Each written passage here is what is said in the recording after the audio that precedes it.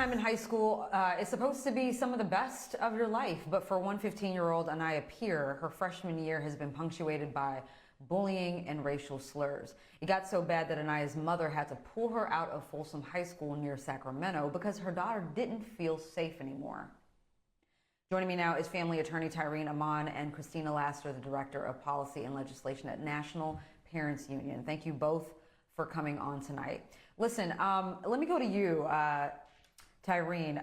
What was the response that you got from officials at Folsom High School? Because we reached out to them, Folsom Cordova Unified School District, for comment, and the director of the communication division said that they were first notified about the incidents on January 21st, and she provided a statement saying the school district takes acts of racism, hate, bullying, and harassment very seriously and has implemented the Culture and Diversity Student Council to provide a safe place for courageous conversation.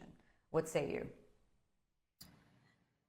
Thank you. And first, let me start by saying it is so timely to bring Aniyha Pier's case to the forefront and have this conversation as we walk into Black History Month as another opportunity to expose racial injustice, racial bullying, and racial violence in this country. Aniyha Pier, as you said, was subjected to months of discrimination and harassment under the watch of Folsom High School and the Folsom Unified School District, to where she was being called various racial slurs. She was even called a black monkey. Her hair was ripped from her head. And most egregiously, students mocked the tragic last moments of George Floyd, saying, "I can't breathe," to Aniyha, to suggest to Aniyha that as a Black student, that too would happen to her. We have not been in contact with the Folsom Unified School District as of yet, and this conduct has been happening for several months. And we definitely have reason to believe that the school was very much so aware and simply failed to take action, failed to discipline the students, failed to properly address racial harassment, racial bullying, racial discrimination, and failed Aniyha and her family.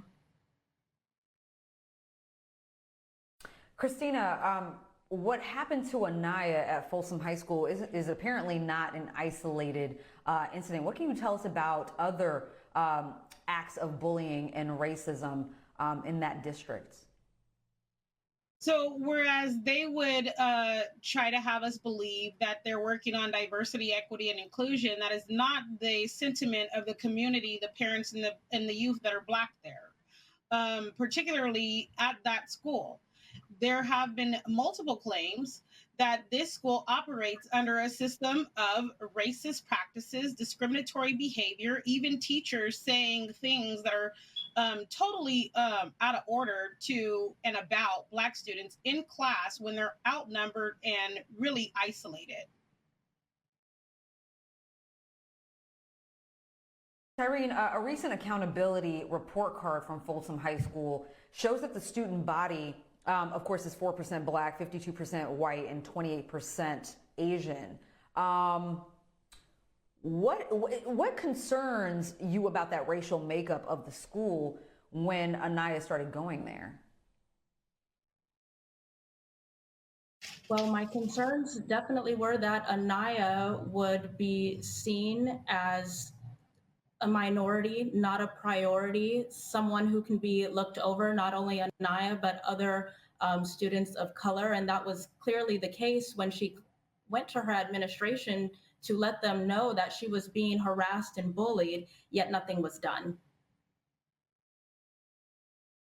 So what steps are being taken in this case? I mean, Aniyha isn't going to school, so that's definitely jeopardizing her her education at her own expense because she's being terrorized at school. So what's happening in her case, and what does accountability look like for this family?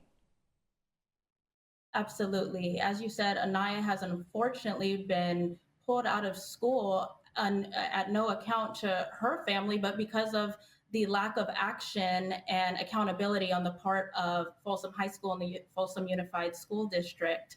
As of now, the case is still in its infancy. So we're not, there are various avenues that we are exploring in order to get Aniyha and her family justice, and we are still exploring and discussing with the family what that looks like to them.